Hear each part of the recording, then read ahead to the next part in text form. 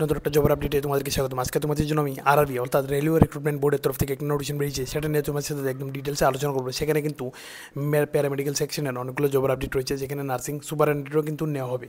তো ভিডিওটাকে একদমই স্কিপ করবে না। যারা আরআরবির জন্য প্রিপারেশন করছিলে অর্থাৎ রেলওয়ে জবের জন্য এবং মেডিকেল সেকশনে, তোমাদের জন্য গুড নিউজ এটা।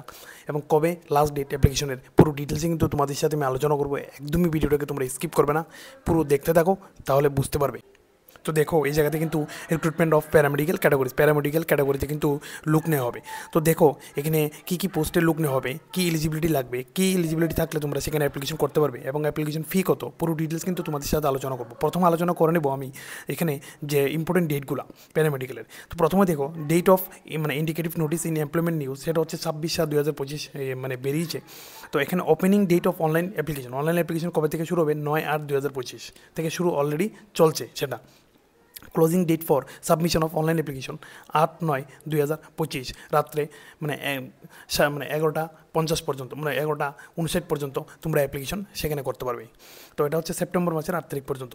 Last date for application fee payment for the submitted application 10/9/2025, মনে রাখবে 10/9/2025 কিন্তু অ্যাপ্লিকেশন সাবমিটের লাস্ট ডেট। তারপরে দেখো এই জায়গায় কী রয়েছে, যে ডেট অফ মডিফিকেশন করার জন্য অ্যাপ্লিকেশন করার সময় যদি কোনো ভুল হয়, সেটা 11/9/2025 থেকে 20/9/2025 কিন্তু তোমরা চাইলে করতে পারবে। তারপরে দেখো এখানে date during which eligible scribe, তারপরে candidates must provide their scribe details in the application portal. এখানে কিন্তু অ্যাপ্লিকেশনে অনেকগুলো ফর্মেট দেওয়া আছে, তোমরা অ্যাপ্লিকেশন সাবমিট করার সময় সেই ফর্মেটগুলো কিন্তু তোমাদের দিতে হবে ফিল আপ করে। সেটার পিরিয়ড রেখেছে 21/9/2025 থেকে 25/9/2025 পর্যন্ত। তারপরে দেখো এই জায়গাতে কিন্তু যে পোস্টগুলো রয়েছে তোমাদের সাথে সেগুলো নিয়ে একটু আলোচনা করবো আমি। দেখো এই জায়গাতে প্রথমে রয়েছে নার্সিং সুপারিনটেন্ডেন্ট, যেখানে 7টা পোস্ট রয়েছে, ঠিক আছে। তারপরে যে ইনিশিয়াল পে 44,900 টাকা। এখানে এজ রয়েছে 20 থেকে 40 বছর, তোমরা অ্যাপ্লিকেশন করতে পারবে। ক্যালকুলেট করার সময় 1/1/2026 দিয়ে তোমরা ক্যালকুলেশন করে নেবে। তারপর দেখো টোটাল ভ্যাকেন্সিস রয়েছে 272টা ভ্যাকেন্সি টোটাল কিন্তু সেই জায়গায় রয়েছে। এখানে লেভেল 7-এর পে আউট কিন্তু তোমরা পাবে এবং 272টা ভ্যাকেন্সি কিন্তু সেই জায়গায় রয়েছে টোটাল। এবং ডায়ালিসিস টেকনিশিয়ান, যেখানে লেভেল 6-এর পে আউট তোমরা পাবে, 4টা ভ্যাকেন্সি রয়েছে, সেখানে স্যালারি 35,400 টাকা তোমরা স্যালারি পাবে। হেলথ অ্যান্ড ম্যালেরিয়া ইন্সপেক্টর নেওয়া হবে, যেখানে লেভেল 6-এর পে আউট তোমরা পাবে, 35,400 টাকা বেতন এবং 18 থেকে 33 বছর বয়স। সেটাও ক্যালকুলেট করার সময় 1/1/2026 দিয়ে তোমরা ক্যালকুলেট করে নিও। তারপর দেখো 33টা ভ্যাকেন্সি সেই জায়গায় কিন্তু রয়েছে। তারপর দেখো এখানে ফার্মাসিস্ট নেওয়া হবে, এন্ট্রি গ্রেড, যেখানে লেভেল 5-এর পে আউট পাবে 29,200 টাকা, 20 থেকে 35 বছর বয়স। 105টা ভ্যাকেন্সি কিন্তু সে জায়গায় রয়েছে। তারপর দেখো রেডিওগ্রাফার এক্সরে টেকনিশিয়ান হবে, লেভেল 5-এর পে আউট দেওয়া হবে 29,200 টাকা, 19 থেকে 33 বছর পর্যন্ত তোমরা এখানে অ্যাপ্লিকেশন করতে পারবে। এবং তোমাদের যে বয়সের ক্যালকুলেশনটা, সেটা কিন্তু 1/1/2026 পর্যন্ত তোমাদের কত হয় সেটা একবার দেখে নেবে। 4টা ভ্যাকেন্সি কিন্তু সে জায়গায় রয়েছে। ইসিজি টেকনিশিয়ান নেওয়া হবে এবং ল্যাবরেটরি অ্যাসিস্ট্যান্টও নেওয়া হবে। তো এখানে কিন্তু বেতন, এজ সব কিছু দেওয়া আছে, তোমরা পিডিএফটা একবার দেখে নেবে। পিডিএফের যে ডাউনলোড লিঙ্ক আমি আমার ডেসক্রিপশনে দিয়ে দেবো, অথবা আমার কিন্তু টেলিগ্রাম চ্যানেলে তোমরা জয়েন করে সেখান থেকেও দেখে নিতে পারবে। তারপর দেখো এই জায়গাতে কিন্তু টোটাল যে ভ্যাকেন্সি রয়েছে, টোটাল কিন্তু 434টা ভ্যাকেন্সি কিন্তু টোটাল রয়েছে প্যারামেডিক্যাল সেকশনের জন্য। সেই জায়গায় নার্সিং সুপারিনটেন্ডেন্ট কী নেওয়া হবে আমি পুরো ডিটেলসে কিন্তু তোমাদের সাথে আলোচনা করলাম। নার্সিং সুপারিনটেন্ডেন্ট বেশি নেওয়া হবে। তারপরে দেখো এই জায়গাতে কিন্তু তোমরা একটা জিনিস মনে রাখবে, যে প্রথমে যদি কোনো কারণে তোমরা যদি একবার অ্যাকাউন্ট ক্রিয়েট করে ফেলো, তারপরে কিন্তু আর মডিফাই করা যাবে না। ইমেল আইডি এবং ফোন নাম্বার কিন্তু চেঞ্জ করা যাবে না। যদি তোমরা মনে করো মডিফিকেশন করবে কোনো তোমাদের যদি কোনো ভুল হয়ে থাকে অ্যাপ্লিকেশন, মডিফিকেশনের ডেট কিন্তু 11/9/2025 থেকে 20/9/2025 পর্যন্ত ডেট দেওয়া হবে। এবং সেখানে কিন্তু 250 টাকা তোমাদের এক্সট্রা চার্জেস দিতে হবে, কেন মডিফিকেশন করবে তার জন্য। তারপর তাই বলছি, প্রথমে কিন্তু একবারই করে নেবে, যেখান থেকে করো না করো একবার পিডিএফটা ভালোভাবে পড়ে নেবে, কারণ এত বড় পিডিএফ একসাথে ডিসকাস করা পসিবল নয়।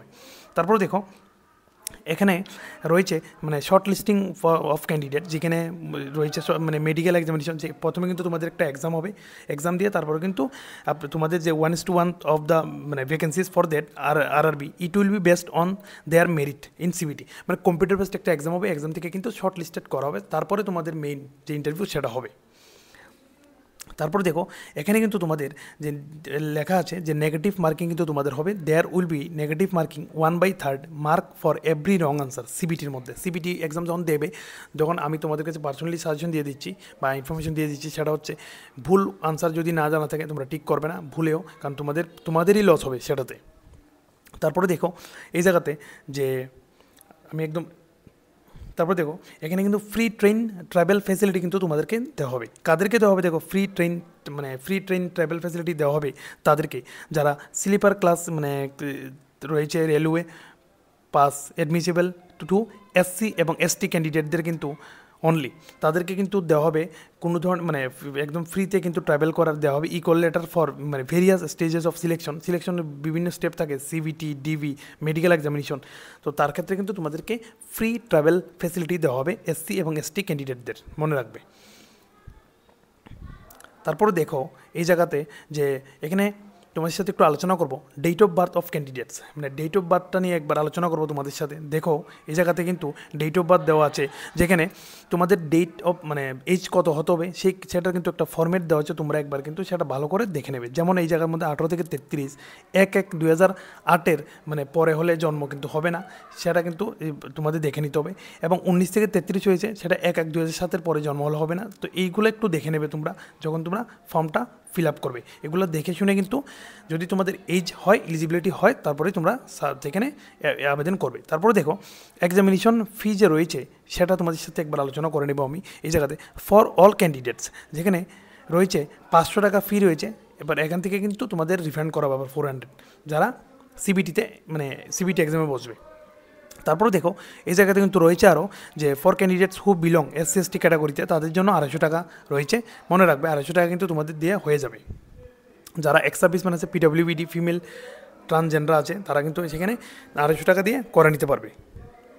তারপরে দেখো এখানে মোড অফ পেমেন্ট, তোমাদের পেমেন্ট কীভাবে করবে, পেমেন্ট কিন্তু অনলাইনে করতে হবে। অনলাইনে ছাড়া তোমরা ব্যাঙ্ক ইন্টারনেট ব্যাঙ্কিং বা ডেবিট কার্ড, ক্রেডিট কার্ড দিয়ে, ইউপিআই দিয়ে করতে পারবে।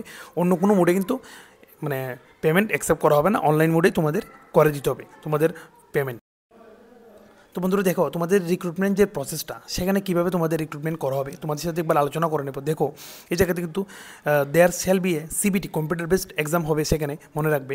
যেখানে সিবিটি বেস এক্সামের পরে কীভাবে হবে দেখো, সিবিটি বেস যাবে 90 মিনিটস পাবে 100টা কোয়েশ্চেনের জন্য, এবং 120 মিনিট ফর পিডব্লিউবিডি যারা আছেন পিডব্লিউবিডি তাদের জন্য 120 মিনিট তোমরা মনে রাখবে।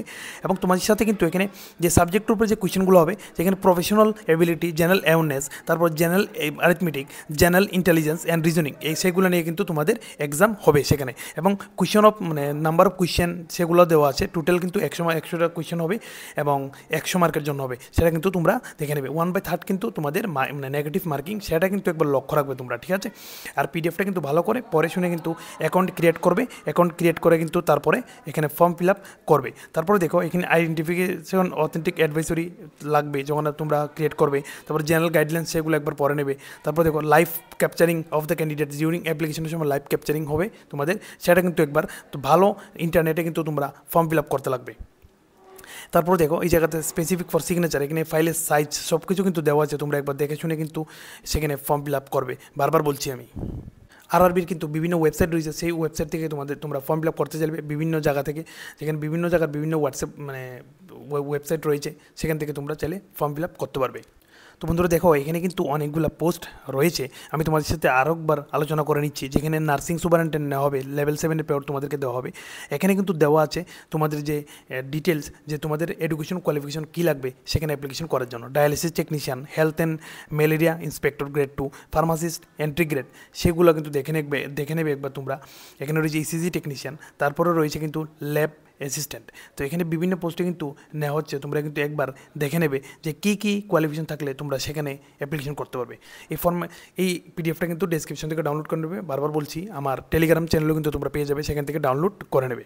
তো তোমরা এখানে একবার দেখে নেবে কীভাবে সেখানে অ্যাপ্লিকেশন তোমাদের করতে হবে এবং কী কী কোয়ালিফিকেশন থাকলে তোমরা সেখানে আবেদন করতে পারবে, সেগুলো কিন্তু একবার দেখে নেবে। এখানে কিন্তু পুরো ডিটেলসে দেওয়া আছে।